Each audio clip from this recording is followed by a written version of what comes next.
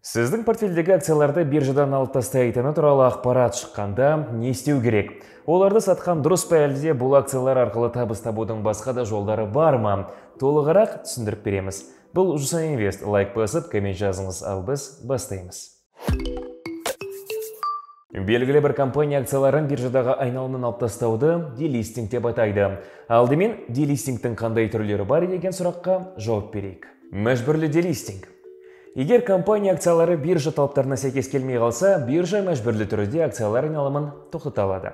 Мысалы, компания уақытында қаржы есептерін жарияламаса, компания банкрот болса, оның акциялары биржадан мәжбүрлі түрде шығарылады.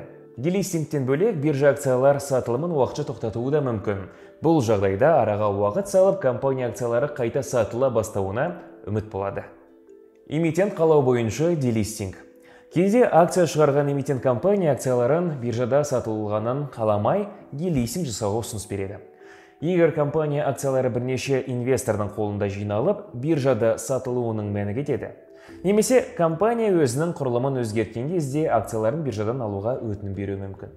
Мысалы, екі компания бірігіп акцияларын биржадан алады және жаңа атпен шығатын кезде делистинг қажет болады. Енді сіздің портфеліңізде бар акциялардың делистингке ұшырайтын туралы ақпарат алдыңыз делік.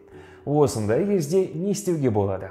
Мысалы, наурыз айында ресейлік Яндекс компаниясының акциялары Қазақстандық Кассий биржасынан делистинг жасалатын туралы хабарланды. Және белгілі бір уақыт ішінде акцияларды сату керек екенін, әйтпесе бағалы қағаздар бұғатта алады деп хабарлама инвесторларға жеткізілді.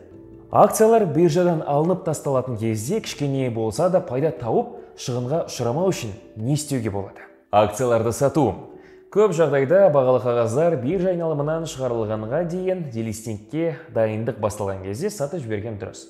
Делистинг туралы жаңалық акциялардың жаппай сатылымына алып келеді. Бұл өз кезегінде бағаның төмендеуіне әсер етеді. Сол себепті мұндай акцияларды ертерек сатуға тырысыңыз. Акцияларды сақтап дивиденд алу. Акциялар биржадағы саудасын тоқтатқан кезде ақша табудың тағы бір жолы бар. Ол акцияларды ешқайда сатпай, өзіңде сақтап қалу. Бұл жағдайда, егер эмитент тұрақты дивиденд төлеп тұратын болса, акциялар биржадан алынып тасталғанымен, акционерлер дивиденд алуды жалғастыра беруі мүмкін.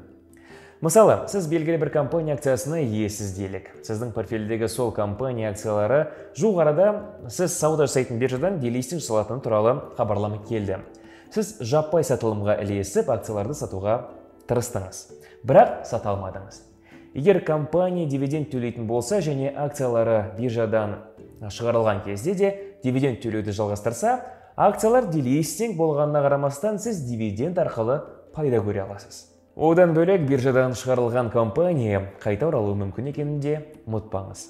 Яғни бүгін сіз сауда жасайтын биржадан портфеліңіздегі компания акциясын алып тастаса, уақыт өте келе биржа ойын өзгертіп, сол акцияны сатылымға қайта шығарады. Сол кезде акцияны еркін алып сата аласыз. Достар, бүгінге осымен тәмам. Сізге видео ұнаса, лайк басып, коммент жазыңыз. Біз барлығын уақытында оқып жауап беруге тырысамыз. Алдағы уақытта қандай тақырыпта видеолар көріңіз келетін туралы да жазсаңыз болады. Келесі көріскенше аман сау болыңыздар.